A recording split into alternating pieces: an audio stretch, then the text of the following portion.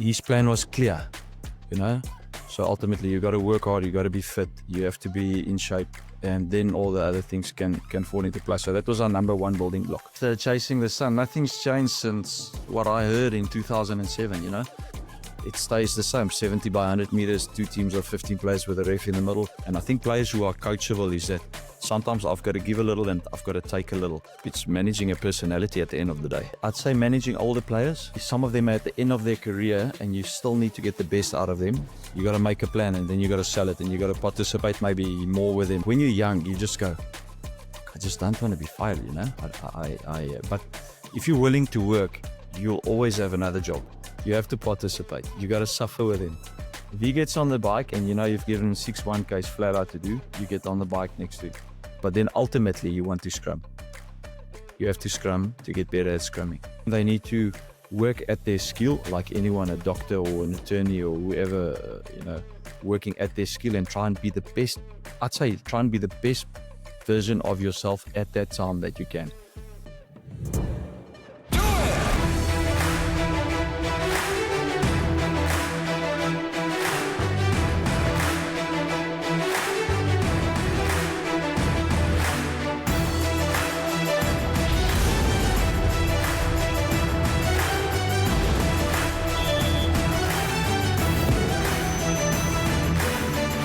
Everybody, and welcome to another episode on the Lessons from the Game podcast. Today's episode is different because I'll be sharing with you an unbelievable Q&A which I recently hosted with a good friend, Steph du Toit. He's the former strength and conditioning coach from Stade Français, the Stormers, and currently strength and conditioning coach at Rochelle. He got great insights to what it takes to be a really good S&C coach, how to develop relationships with players, but also what do you do to track progress and work with minimal equipment. If you're an S&C coach or if you're a young and aspiring rugby player but want to level up your game, you definitely need to tune into this episode. And it will be great if you guys can give us some feedback once you guys had a good listen. Enjoy. Everybody, welcome to tonight's Q&A. So tonight's guest is a man with many, many strengths, not just in the gym, but also off the field. And we crossed paths at the very, very young age of my career, back in the day in the Sports Science Center. And he is also the former S&C coach of Stade Français, but most importantly, the Stormers. And today is currently the S&C coach at La Rochelle. And just a reminder, guys, we're here to talk about high performance, about habits, about life, about everything. Is not about what he's doing now at La Rochelle. This is about everything, how we can help props become fitter and stronger, how we can give coaches the knowledge to better manage the load. Steph, brother, welcome, and thanks for taking time for joining me in the community on school. And I know you're a busy man, all right? I know it's tough right now. You can't be doing any kite surfing at the moment or anything like that, no. But thanks for taking the time. How are things going your side? Yeah, good. Thanks, Gurthro. We're preparing for a game that we have to catch up. It got rained out against Toulon, so while the other teams in top 14 are on holiday, we got a game to play on Saturday. Yeah, I'm a bit disappointed. I thought you're going to be joining me here in Paris. All right, so I'm going to be catching up with your good friend Quibus as well. We due to catch up tomorrow. So I just arrived here today and I'm chilling now here in my 16 square meter flat here in my Airbnb in Paris. But I'm already stocked up. Went to the grocery, the Franprix, and I got some groceries, so I'm ready to go. Nice. No, I would have loved to go. It was on the list. If the game was going on and we didn't have this weekend, definitely I would have been there. All right, Steph, I asked you to come on the show because, I received so many questions in this community about how to make players stronger, how should we be managing the load of players. But I think let's maybe start at the beginning. If you can maybe tell the community the story where our paths crossed first. So I know Gurthro from when he was a very talented youngster in Cape Town. Went to school not far from where I worked at the Stormers, and then at that time, still as he was coming through, I was working at a high performance institute not far from Newlands. And because we crossed paths with many players, we were independent. So we were attending a national schools week in South Africa, and I saw Gurthro from far. And because we've crossed paths a bit, I thought I'll know him. I want to just say how's it. And That's it. Steph, we've been talking about this for long, and maybe to give a lot of people insights. 6 a.m. in the morning, the only two guys you'll find in the gym was the two of us. And that's where most of our intellectual chats happened, and we said this, we need to record this shit. We need to, that we had podcasts every single morning when we cross paths in the gym. And, and I always found it funny. I actually was a bit jealous of you because when I saw you wearing your Stormers kit, I was actually trying to get my dad to send over my Bulls kit so that I can wear my Bulls vest in the gym. And we can have a go at each other. We've a proper go at each other, yeah. No, but Steph, I have a question for you because we were on opposite sides back in the day when Super Rugby was still the Super Rugby, and all the older generation in this community, they know what I'm talking about. Guys like Ronnie and so many other guys as well, and Charlie. There were 4 years. The Stormers and the Bulls were like the top South African teams. Yes, there was a time the Sharks as well, but especially the Stormers in 2010. And you worked with Rassie back then and with Jacques Nienaber. What was your guys' secret? Why were you guys doing so well? Because obviously I've shared publicly on the podcast and other social media platforms the secret behind the Bulls, what made us good. But it actually does interest me, even though I have a profound hatred for the Stormers. It really intrigues me from a coaching point of view. How did you guys do it? Because from the performance side of things, massive respect for what you guys did. You had some great players back then with Jacques Fourie, Brian Abena, Jean de Villiers, and Skalkberger, Dwayne Vermeulen. But what was your guys' secret? I think, first of all, Rassie, he knows how to put a squad together. He knows who to look for to fill gaps if there are gaps, if you need players. So ultimately, you need good players. Then you need to coach them. You need to give them a plan. And I think then, as he came in November 2007 was the time that he came in with Jacques. His plan was clear, So ultimately, you got to work hard. You got to be fit. You have to be in shape, and then all the other things can fall into place. So that was our number one building block. We wanted to compete with other teams in the competition, knowing that he's put together a good squad. And then he's put a clear path together, how we're going to play. And that's the way that Jacques also functions. So there's a lot of honesty. There's a lot of honest chat. And the thing with Jacques and Rassie and the other coaches that we had, Flecky, Alistair, Matt, is they gave the players confidence. So the players knew that the coaches were well prepared. They've looked over those videos, those scenarios, the game plan, anything, flip coins, travel details, the way we sleep, the way we travel. They gave players confidence like that. And a lot of players now, when you speak to them again, especially in terms of Jacques, he used to have a meeting, he called it the individual defense preview meeting before we started our defense on the field. And in those 30 minutes, he showed players exactly what they will face from the opposing team on attack. And players came out and they said, we are clear, so those were the things. And I think also then Rassie, he knows how to ignite the flame under South African players. So with that recipe, I think we were good to go. Plus then Rassie expects a lot from his fellow coaches. So they've got to be in place. But he had a clear plan, and that's the thing about Rassie. He's got a direction, and he follows it. No, I think definitely we've seen with the chasing the sun, how he ignites everybody and gets everybody fired up. And tell me, is there a lot of similarities that you're seeing? Obviously, you see some of the stuff on social media, his speeches. Is there still similar anecdotes? Nothing's changed, though. Nothing. When I watched Chasing the Sun, nothing's changed since what I heard in 2007, When I go back to South Africa and Jacques, maybe they're at the same time, we try and connect. And it stays the same, 70 by 100 meters, two teams of 15 players with a ref in the middle. It's the same chat, the same type of approach. Now, between the two of them, they've got loads more experience, so the way they do things might have changed. But when I was watching Chasing the Sun, you hear the same things you heard in 2007, or some things, But you're talking about Jacques, and I think that's also important to acknowledge that people need to know, he achieved great things, winning back-to-back World Cups. But when I crossed paths with him in July again, and obviously caught up with him when he was at Leinster as well, he's still the same guy. Still the same guy. I remember I arrived early for the coaches meeting with the box, and he was there in the meeting room, and we ended up having a 30-minute chat talking about rugby, and Yeah. he's asking a point. He's not a know-it-all. He's still the same person, and just shows you, no matter what you achieve, you can remain humble. You know, that's a massive trait.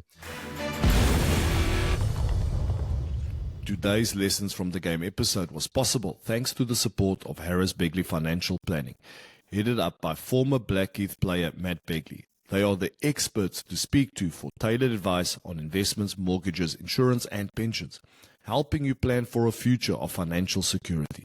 So when you think money, think Harris Begley and head to www.harrisbegley.co.uk. Approver Quilter Financial Services Limited and Quilter Mortgage Planning Limited, March 2025. Steph, we got a few questions here, and I just want to advise the community.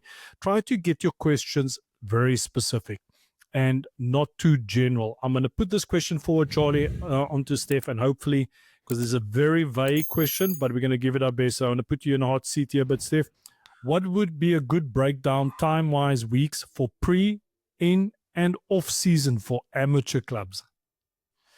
If I understand correctly, it depends on the time that you've got. So what we always do is, as soon as the season finishes, we would have received already the planning for the following season. So then we work backwards. Then we start with, okay, what would be the time that players need to come back from holiday? We would know we need to give them between 4 and 5 weeks. As an example, I'll use the example in top 14. And then you start from that date and you work backwards to where you are currently. And then in South Africa, less so in Europe, because the time is a lot less, we would have an off-season and we would have a pre-season. That would be after the break you'll give them after your season ends.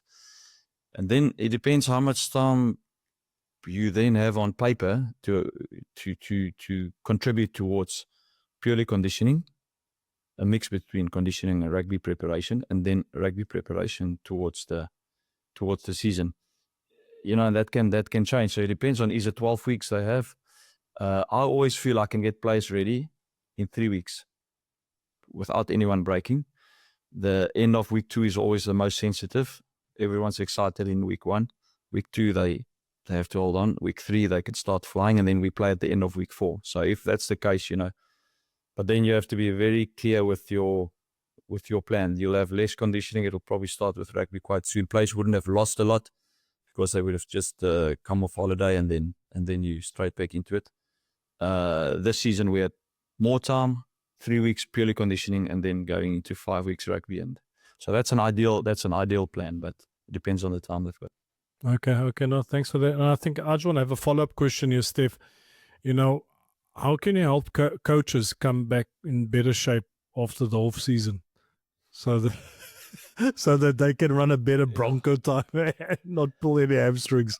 I think it's players appreciate effort because we expect a lot of effort from them. If there's something that you work on or you challenge them, or there's maybe a little bit of banter, players love that. You say, I lose 10 kilos if you lose 2, or if you gain 3, and whoever loses, maybe, beers always work. You buy 6 cold Coronas, or you get a coffee for those who don't drink, or you take them for a meal or whatever. There's always a bit of banter. You've got to see the fun side of it. All right, we've got a few more questions. Right here from Charlie as well. How do you monitor progress of your players at amateur level? So once again, Charlie, if you can zoom in a bit more specific, a lot of the questions are very vague. But I'm going to put it in a way to Steph. Is there anything you can maybe add to that? How do you monitor progress of your players at amateur level? I think on the physical side, it's easy because those are mostly black and white. You test them. You see if they've progressed: weight, skin folds, running tests, aerobic tests. If you do any off-feet stuff, off-feet testing. And then you can, obviously with players, especially you want players to be available. What I do is I just log yes or no if players train every day we've trained, and then you want players who are trained, who are coachable, and that means they have to be in sessions, so that is also something that you need to measurable. Plus then if there are specific sessions they have to attend, was there attendance, yes or no? But the physical side is easy because you just test him and you go. I always say if you can measure it, you can improve it. From a rugby point of view, players like outcomes where you can measure on attack and defense. Attack probably a little bit more difficult, but on defense, tackle percentage, offensive, neutral, or what do we call it? Negative tackles. Players love to compare themselves to others. So in terms of that, you can then compare them and them to themselves. So let's say he had 11 tackles tried and he made 7. Next time if he does, and you put it in a percentage and you feed back to them. And then also if you've got video at your facility, if you've got it during training, try and give credit to the players who actually work off the ball, not the ones with the ball. That the players love to be seen. Remember at Stade Français, Ghazi was always showing players off the ball, big kick chases, players that put pressure, and from the pressure someone else makes a mistake. That gets him then again involved. And if once player sees, wow, this guy gets credit for doing something far from the ball, he's going to want to do something that helps the team. But physical side easy, rugby side a little bit more difficult. Steph, you touch base there on a topic which is very important. It's something which I talk a lot about on my podcast as well, and about being coachable. And I've recently spoken to a lot of players as well. I tell them you got to park your ego a little bit. You focused on the wrong things. You focused on whether you're starting or benching. And also I'm doing a lot of, how can I say, bit of reflection on my career. I even look at my time back in the day at Toulouse, how I was as a player. I'm still due to catch up with Ugo Mola. And I know I was a difficult customer because I was a leader of the Bulls and I had my way of doing things. But I think now with a bit of retrospect, there was a point towards the end of my career where I wasn't as coachable as I was before, because I believe my way was the right way. I had this perception of things, but it wasn't always aligned with reality. But if you can maybe share to our younger audience, our younger rugby players in this community, what does it actually mean to be coachable? Well, you have to be open, I guess, to criticism, and also open to receiving credit for doing things well. And you have to be able to move on very quickly from the one to the next, because if I've just given you credit, the next thing you might make a mistake. Or if you have been deselected in a team or you've made a mistake, you've got to be on the button again to not correct it, but just to stay in focus and concentrate, so that the next action might be something contributing to the outcome of the team. But I would say it has to be win-win. Sometimes I know we spoke about it a lot, is that we're actually selling a plan to players that they don't believe in yet. Because we've seen this player either talented, or what he can do, but he doesn't see it yet. So we have to sell it to him in a way that he starts believing it, and that he feels he's winning and I feel I'm winning. And I think players who are coachable is that sometimes I've got to give a little and I've got to take a little. But it's managing a personality at the end of the day. It's all about relationships, because wow, it's not easy. It's not just straightforward. Sometimes you got to go around here, then you got to go around there, then you push him, then you leave him for a day or two. You leave the idea with him, then you send him a little message maybe at night, or if he's done something well, And I think behind that all, and Jacques always used to say it, we have to be honest, because players know when we're not honest. If he's bad, just tell him you could be better. But if he's bad and you tell him he's good, he knows you're lying. Yes. No, that's spot on. I always tell coaches as well that when it comes, in team selection is always a tough one, and I do believe you need to be transparent on it with the player. And if he's not playing, you need to tell him why. You can't just go the classic route and say, "I have a feeling. This is my choice." Oh, yeah. No, for sure. It's a tough position. Being a coach is difficult, but if you have stats that you can back it up, then it's black on white, and you select or deselect him. I always find, to be a coach is extremely hard. You've got to manage personalities at the end of the day. Yeah. And Steph, just one thing before I go on a bit, talking about coachable and talking about the players, but also coaches.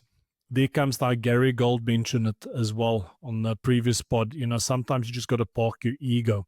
What advice you've been in great environments. You've been involved with, with Rassie and Jacques, you at Stade Français, and you're also now at La Rochelle. But in general, what are the biggest mistakes you believe coaches make? We talk about players need to be coachable, but we have to put the coaches now in a hot seat.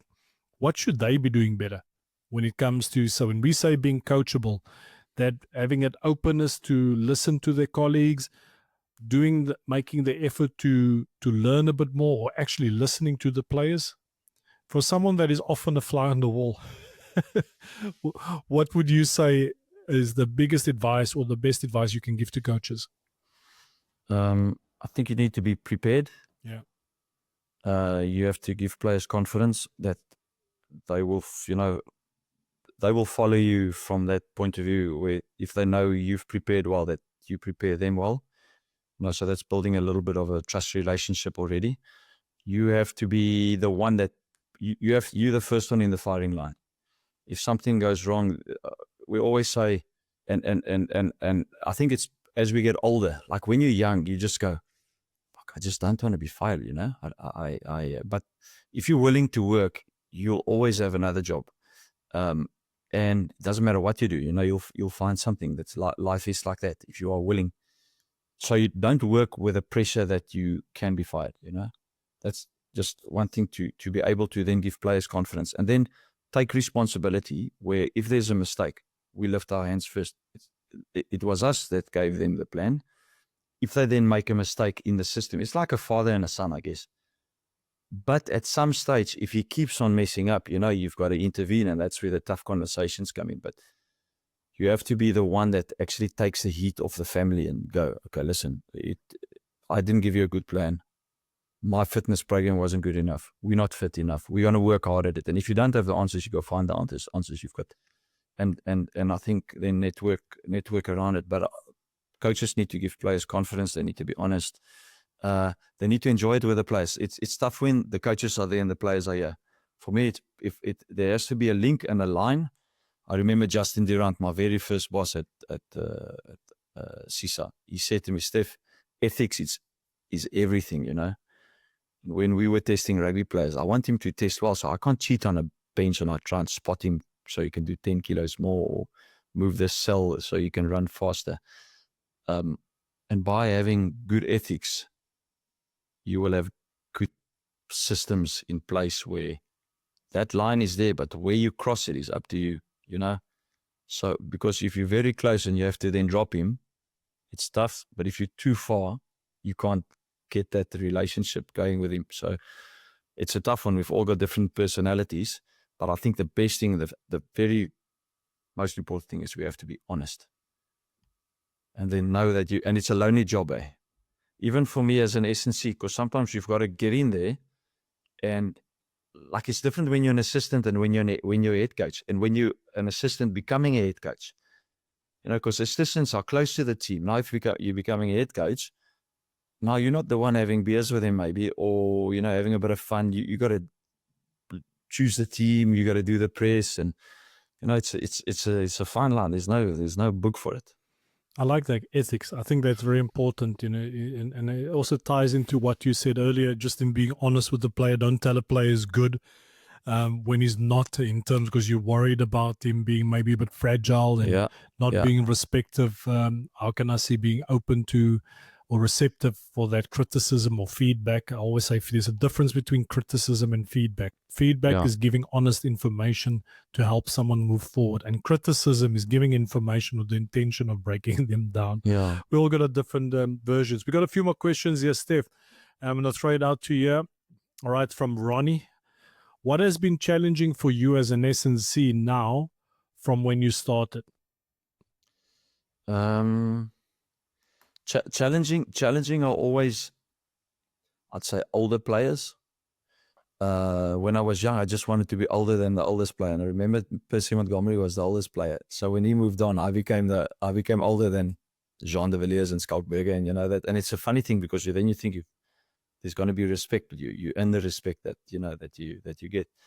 I'd say managing older players, because some of them are at the end of their career and you still need to get the best out of them. So then you've got to, it's like give and take, one up, two back. You know, it's you got to make a plan, and then you got to sell it, and you got to participate maybe more with him, and you've got to have a little arm around. But you know, you've got to. There's a way you manage them differently to younger players. Then I'd say coaches, obviously,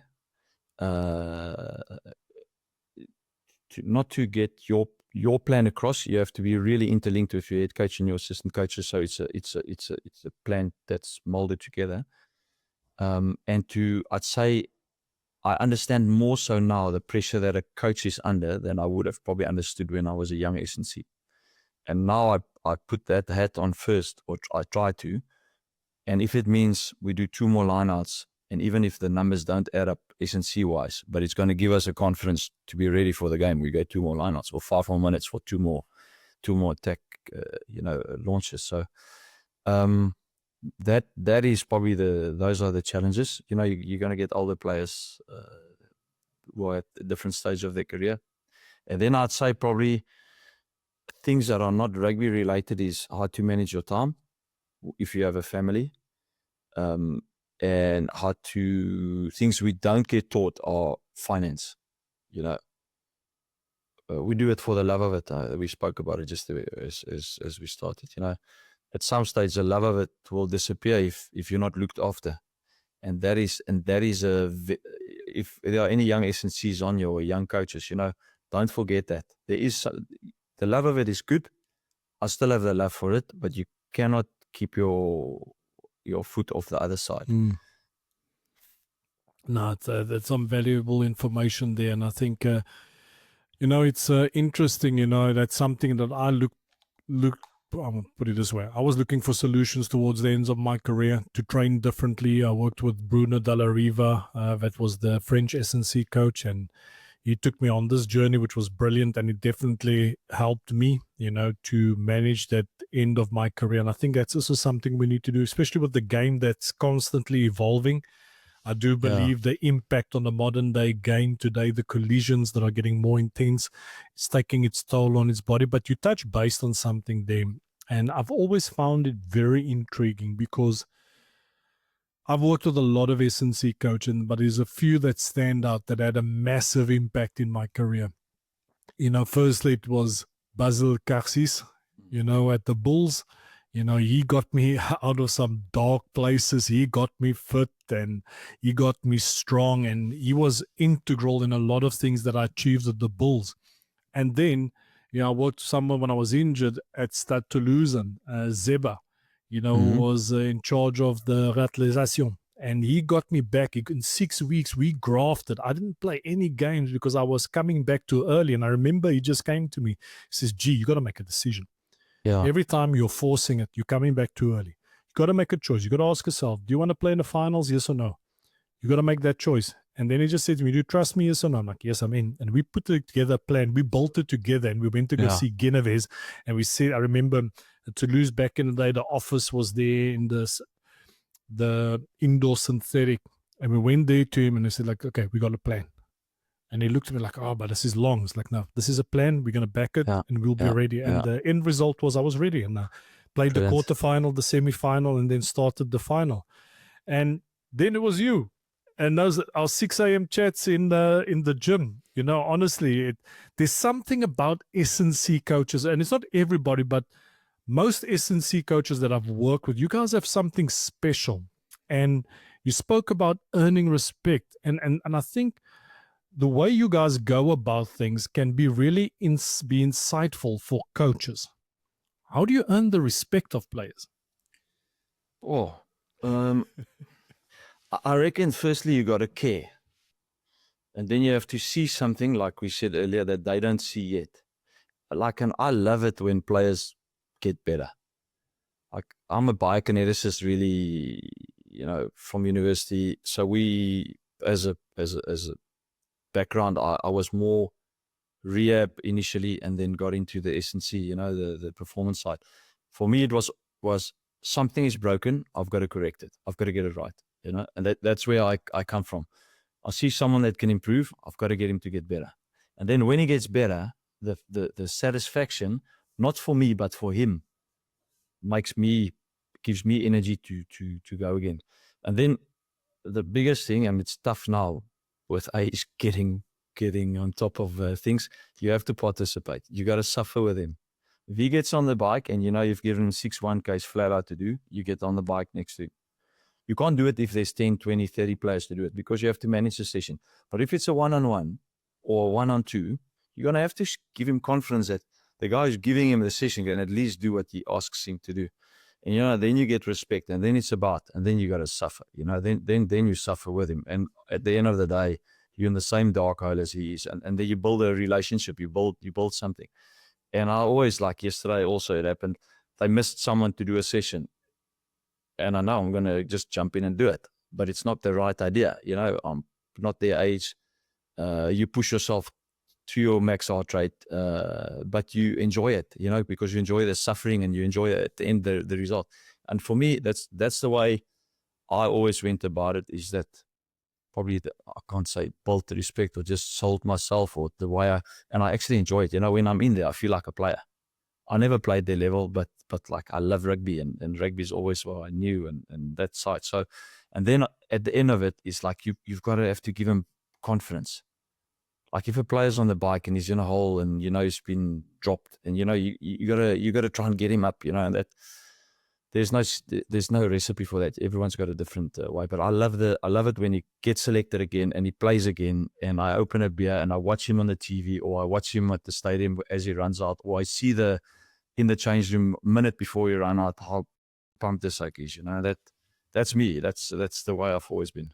That's awesome. And you hit it on the nail. You got to care. You got to have a vested interest in the player, not just in terms of his performance, but also for him to become a better player, a better human being. You got to showcase that. But we're going to go over here's a few more questions. And just a reminder, all our members that are currently listening, time is going by very quick. We're already 30 minutes in. So if you want to get some questions in, you need to do that as quickly as possible. So, right, I'm just going to go over. Here's a great question here by Charlie earlier. From clubs without resources like gyms, what will be your best practice training standards at amateur level?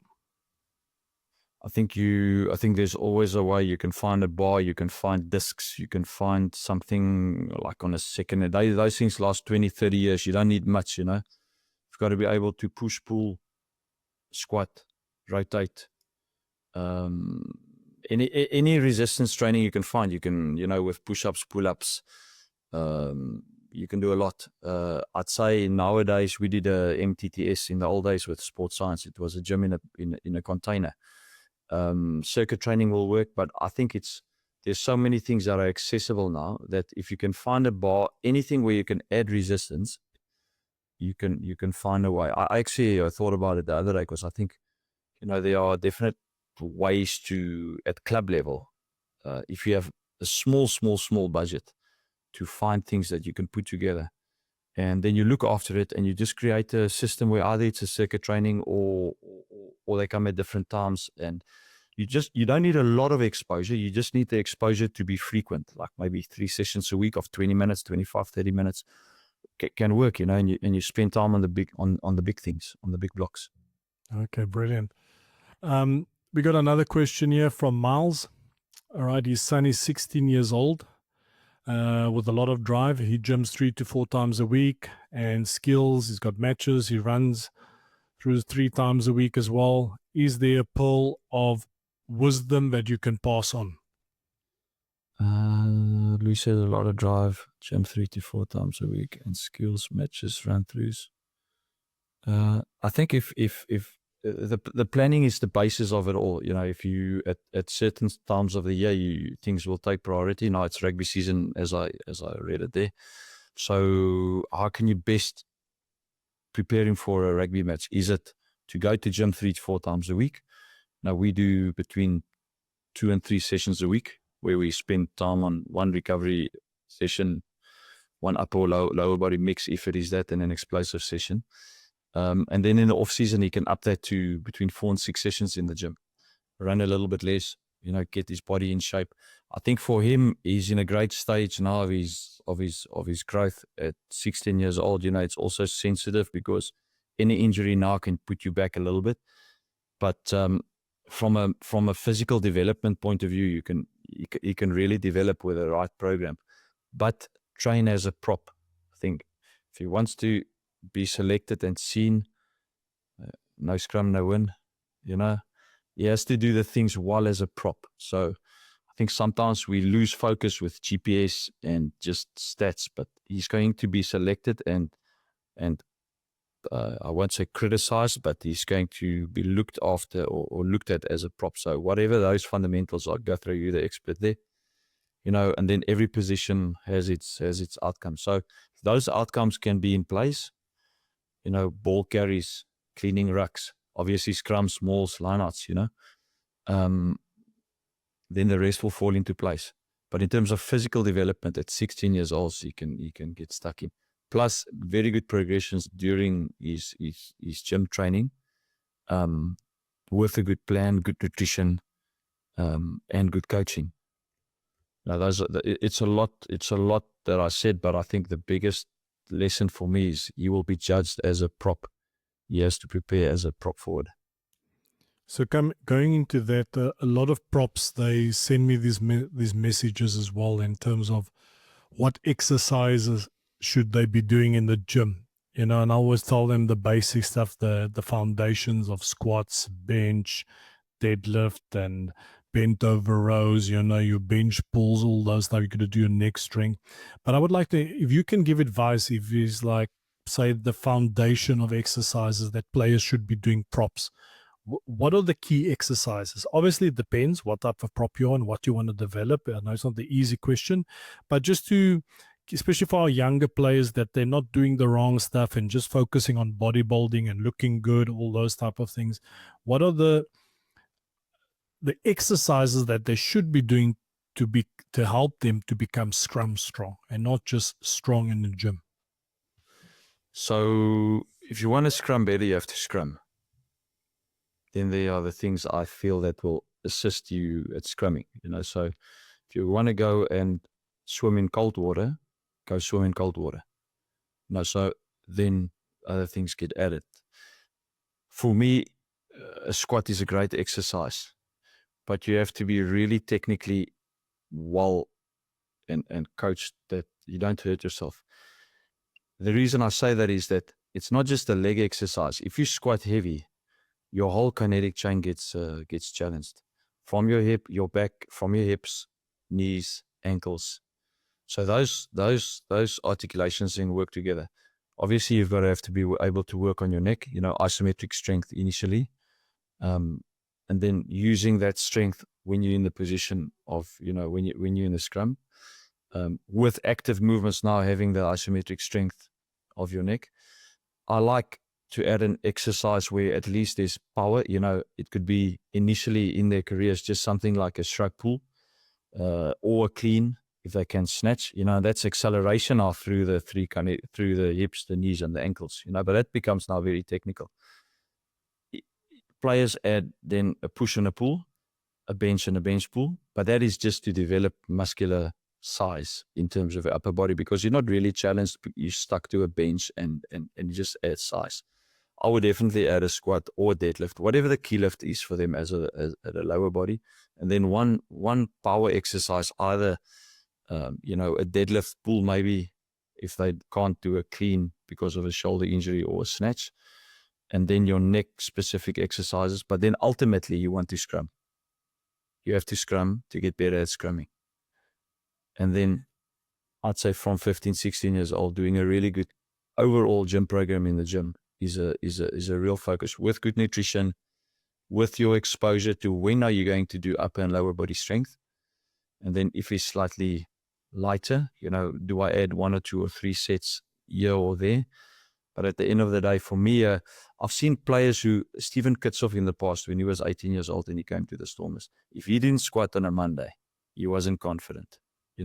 Even coming off a game on a Saturday, playing the Blues at Newlands for 80 minutes, he needed to squat. That gave him confidence, and I like a squat, but a squat done well. They say low man wins, a nice good deep squat. Oh man, I remember actually, and he was a great player for Toulouse, Yohan Huget. I remember watching him, and his squat was horrible. Oh, when I watched it, I was like, oh my goodness. So you would like sit back. He would put his ass back to drop his height and not drop in between his hips or his legs. And it's so true. And I think that's a valid point you're making there. Towards the end of my career, I really put a massive emphasis on mobility, and I went lighter and focused on proper form, proper technique, and I actually found I became stronger because for a long time I was obsessed with the weight, but I wasn't executing the movement correctly. Exactly. And I think maybe it's a good point that also is like when you were at that stage of your career, you weren't going to get you weren't going to get stronger. But in order to be powerful, you need to be strong first. So you had the strength, you're going to keep it. And then the only thing you added then was the speed at lighter weights, which gives you more power. You know, and I think then obviously you guys, your engagement was impactful there. But we can't just train strength. We have to train power, endurance, and speed. And I think, you know, not even knowing, you know, not even chatting about it in our 6 o'clock chats there, but it sounds now like you had a real good plan where your strength was good, and you said, I'm not going to go, how can I become more, how can I be better at my performance? And that's adding power. And I think that's what younger players with mobility should do, to go through the whole range of motion powerfully. But at the end of the day, I think to do something specific is the best. And the squat I like because it challenges that midsection where upper and lower body has to come together. Can you dance? You know, are you in coordination with yourself?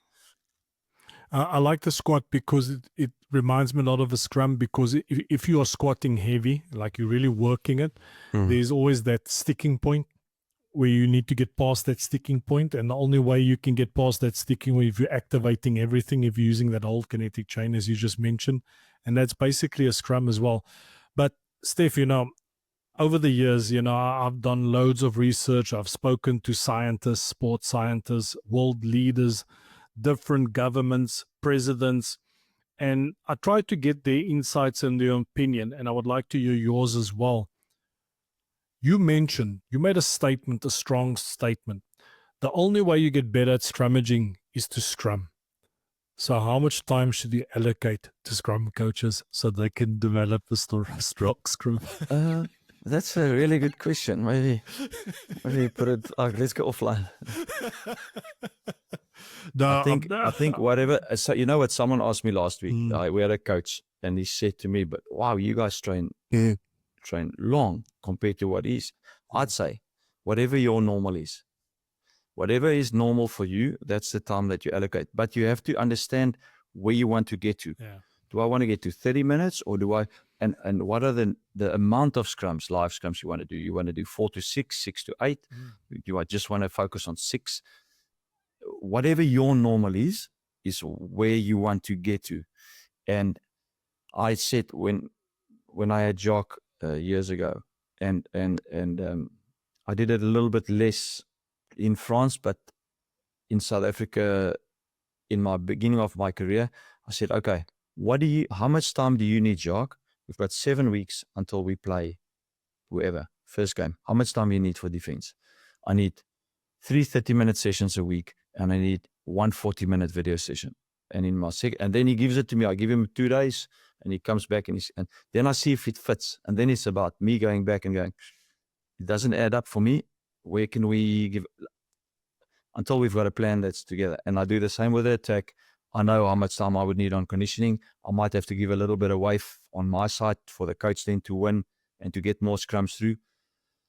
Well, I'd say, Gurthro, it's wherever you want to get to and what the norm is for you, and you compare yourself to yourself. If we start comparing ourselves to, like South Africa trains 20 minutes and 20 minutes, 20 minutes units, 20 minutes collective. If we have to train like that, we won't get better. We have to train double that, you know. We in my mind, like I want to get to, for us, a normal week is 120 minutes collective and 80 minutes units. That for me, that gives me confidence that and then within that we play around with the intensity and the volume and stuff. But I'd say for me, scrumming, I do setups, I do live scrums, and I maybe do setups again towards the end of the week. I'd say 15 to 20 minutes, 30 minutes, and maybe 10 to 15 minutes. something like that. Then you get to an hour probably. And if you say as a coach, for me to be confident to now I can sell my product and we can be prepared for the weekend, how much time do I need? Now, I think you make a valid point there. I think also to maybe answer our coaches, that's a very general question, but a lot of coaches are faced with it. We find when you're at the younger levels, you have more time. Or at amateur level, you can dictate, or if you're the forwards coach, you can dictate the time. But then of the day, it comes down in terms of what does your team need? What does your collective need? In order for your scrum to perform, you shouldn't be too obsessed with the time. It's about what we need. And yes, sometimes you might not agree with your colleagues because you're focused in that area. But I think maybe to guide the other coaches who are also working under other coaches and they're not the head coach or the forwards coach, it comes down to what does your team need and how can you develop that? And that Steph just mentioned, listen, over 6 weeks, what do you need? So there might be a learning block, which means you need a longer time, 20 minutes or 25 minutes. But then you might have, say, a performance block or conditioning block or a top-up block. You need to have those different themes so that you're not just fixed, I need my 15 minutes, I need my 20 minutes. I mean, I learned the hard way. I had to adapt with 5 minutes or 7 minutes. And sometimes I got my 15 minutes or 12 minutes. And I also realized that sometimes 10 minutes or 12 minutes, it's sufficient if you work correctly. And even there are weeks when the 8 or 9 minute sessions is good if the players are actually doing their jobs and respecting their assignments. But Steph, before we run out of time, we've got a few more questions coming in so that the coaches will really want to ask there. And here's a great one for you. Who has been your favorite prop to work with currently? Currently, I like props because they are easy to work with. They just want to be the strongest and they want to just throw weights around. I can't give you one that's my favorite one now because I like all of them. And I'd say that not to answer the question, but we have currently 6 props that I work with and they are all different. And my chat with all of them are completely different. I'd say in the past, Stephan Kitshoff and Malherbe I knew for a long time in South Africa. So I can speak about them because I don't have them currently. But 2 completely different individuals who complemented each other and the team tremendously. Stephan, we all know he started young with the Stormers. And the reason I loved Kitsy was that he loved the gym. So you could ask him to do anything and he would just be the best at it. Frans, a little bit less. So I had to work differently with him so that he understood the importance of the physical work. And later on, he was brilliant. When he came in and he was young, you sell the product to him and he engages. So Kitsy, all of a sudden, boom, he's going. Frans different because he's such a good athlete. He's so talented skills-wise and he plays rugby around in a tight head that throws himself around the team. But for him to understand that if I do this well, I can have a long career, And with the 2 of them, completely different individuals who at the end of the day just funneled in the system. But I love props because I always say they dress up the nicest and they probably have the prettiest girlfriends. We're the best wingmen and the back's always coming in. But listen here, Steph, serious question. I think a lot of props, back in the day, we always had our weighing sessions on Mondays. And, what advice can you give to props to come in at the right weight when it comes to weighing times on a Monday or Tuesday? Myself and Reinu Gerber and Pedri Vandenberg, God rest his soul, we had our protocol. Obviously, we had our barbecues or braais on the weekend. So Monday mornings, we go 45-minute spin session, 20-minute sauna session, and then we would weigh in at the right weight. So that's great. Clearly not the best advice. Maybe you have something different to offer. I'd say be consistent. Have a plan together, and you're not always going to win against them. Like if they're up, it's easy for them to pick up weight because just genetically they pick up weight easier than others. So if they do something wrong that Cheslin Colby also does differently, or Joe Peterson would they won't pick up the same weight, But enjoy the ride with them, And for them it's tough because you have to do a little bit more cardio. Jump on the bike next to them, have a chat, and it's not going to be win. It's going to be win, loss, win, loss, win. So days and weeks where you, but be consistent. So I always add in sessions, we call it the rhinos, a rhino session, and they it's just getting in earlier, doing your cardio well, and then have a really good eating plan. I try and go with a principle that either you can go 2 days on and then one of your meals on your third day you can cheat, but just one plate, not 10 plates. Plus then, if you are someone that likes pizza, or I always use chocolate, like let's say you eat a whole slab of chocolate at night. You just go, okay, let's cut the chocolate in half. Now 50% is gone, but you're still having chocolate, so for your mind, it's not that bad. And then after a week or two, you cut that 50% in 50%. So now you're 25% of what you've had. So you're still eating a little bit of pizza, but it's not a full pizza. You're just having a slice or two, but you have to enjoy it with them. And then when they get there, then you have a proper celebration, and then it's about just staying there. And when they see me losing weight plus me being more performant, adds up. And they do it for themselves, but for their mates in the team as well. You've got to get them to do it for their mates. Then Bob's your uncle, you can. Yeah, I can. And I wish I spoke to you before this Q&A, because I just had a full chocolate slab this afternoon because I was tired. Fatigue is my trigger. Does your suit fit for the game? No, I bought an oversized T-shirt, the new fashion. So I decided exactly. The oversized T-shirt, so I'll be good. I'll be fine. All right, before we sign off, I've kept you nice and long here, Steph. I just got a few more questions. One here from Jack. All right, do power exercises require much more mobility training? I think yes.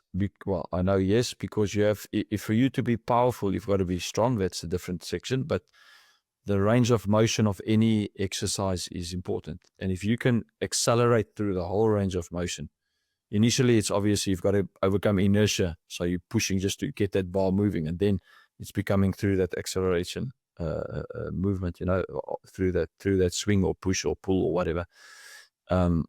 So yes, mobility plays a big role, and you have to accelerate from zero.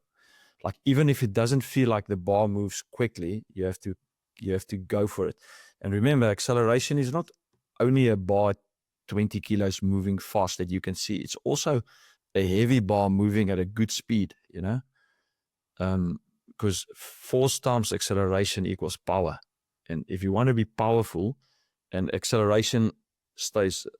force times velocity equals power. If velocity stays the same, but force goes up slightly, at the same velocity, you are more powerful.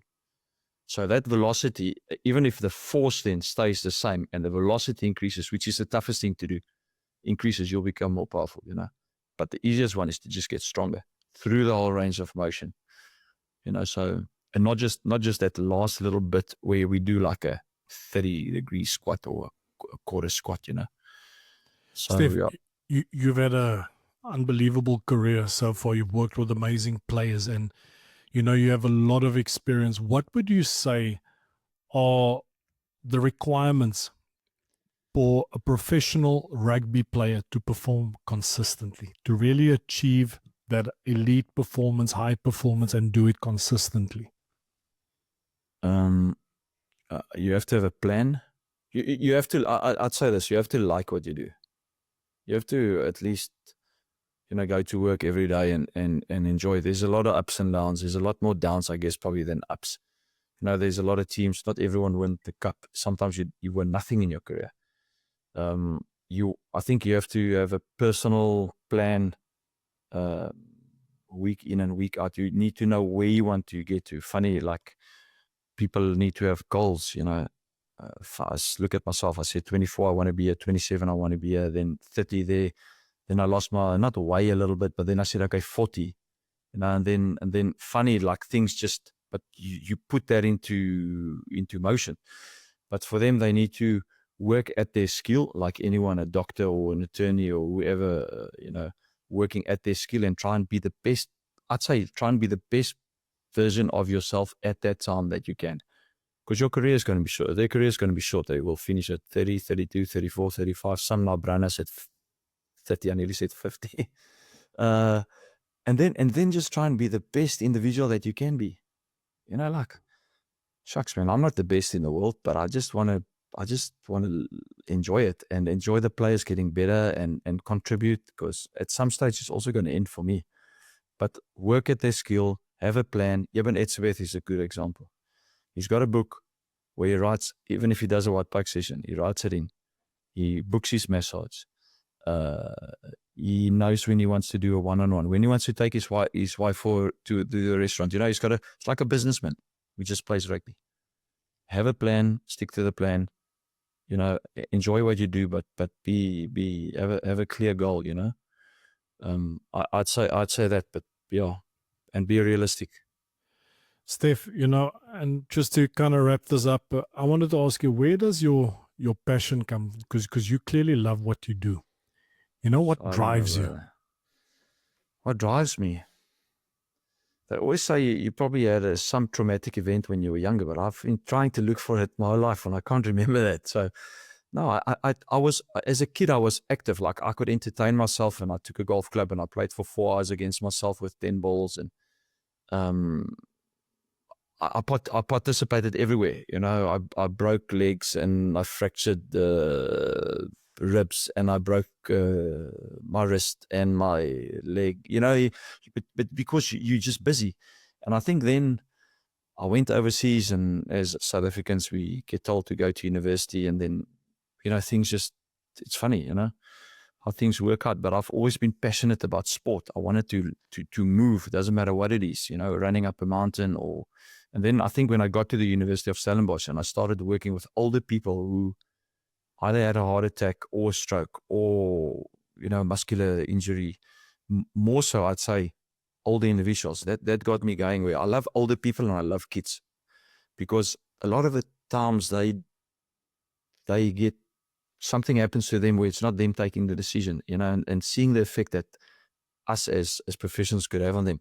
And then I think it was from there where rehab took over, black and white. Something is broken, try and get it better. And now I'm in that industry as well, someone is unfit, try and get him fit, and then the journey, the journey of just enjoying it. Okay, so like we say in South Africa, I promise you, this is the last question. No, you can listen. I've got loads of time. I promise you. Is there something you can share with the audience? Now, we spoke a lot about S&C, but is there something you can share, where you overcame something really tough, like a massive mental battle or whatever, like a setback, and if you can maybe share it with us and tell us how you overcame it? Wow.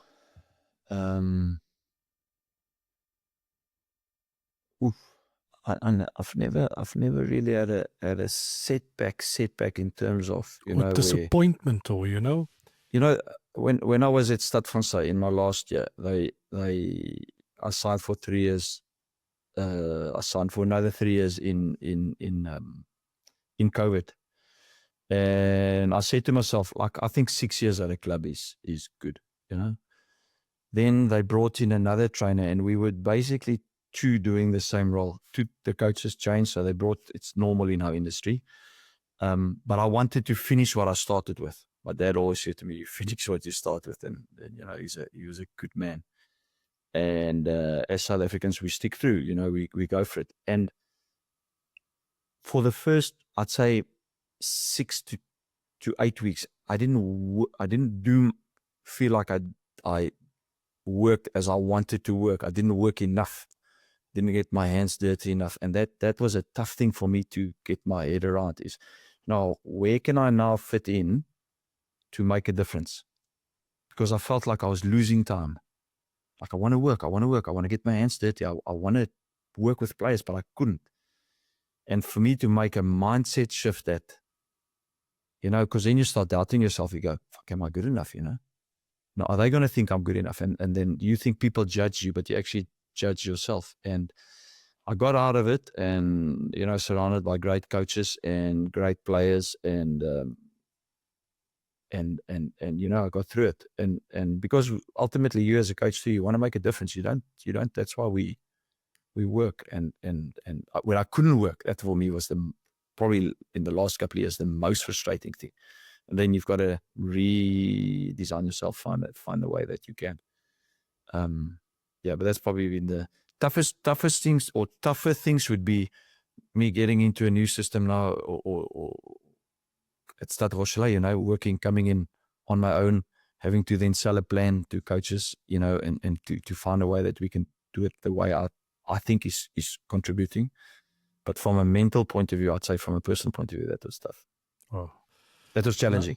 No, thanks for sharing that, Steph. Steph, I've taken enough of your time, and I go through. Thanks, I I also need to go check out the lights with Nyani Shimangi in Paris as well. Send me a photo. We need to catch up and rekindle our flame as former roommates as well, and talk about all those stories. But I just want to say, Steph, thanks for taking the time for joining us tonight, and Pleasure. also thanks to all our community members that join us. I always tell you guys, the power is in the questions. Ask the right questions and you potentially just might learn something. We don't always have the answers, but it can create a discussion. So this was the first time we've hosted a Q&A session here in the community. So Steph, thanks for making this possible, and for everybody that joined this call and watching the replay, or who knows, potentially this might be a podcast. All right, I'll negotiate with Steph if he agrees or not. Now, Steph, thanks for taking time It's a pleasure. for tonight. Really appreciate this. And just a reminder for everybody, the Pro Scrum Analysis course is live in the community. Go to the classroom and you can go check it out. There's also the free version. And I just want to say to everybody that has enrolled in the Scrum Dominator Mindset for coaches, it's unbelievable. It's a privilege sharing the space with you guys. And I'm a bit under pump, but I'm working all behind the scenes, and I got loads of other content that's coming out this week for you. Thanks, Steph. Thanks for joining us. It was an absolute pleasure, my man. Appreciate it. Ciao. Bye-bye. Ciao, bye. Well, I hope you enjoyed that Q&A with Steph du Toit. There were some great insights that were shared. You definitely will be learning something, whether you were a player or a coach. But most importantly, we have realized that most of our listeners and viewers are not subscribed to our channels. So whether you're listening to our podcast on Spotify or Apple, or watching it on YouTube or Spotify, please subscribe so that we can grow the show and continue to get unbelievable guests in. The show will also be evolving going forward, but we'll keep you posted and share more details soon. But that said, hope everybody has an unbelievable week, and we'll touch base soon. Ciao.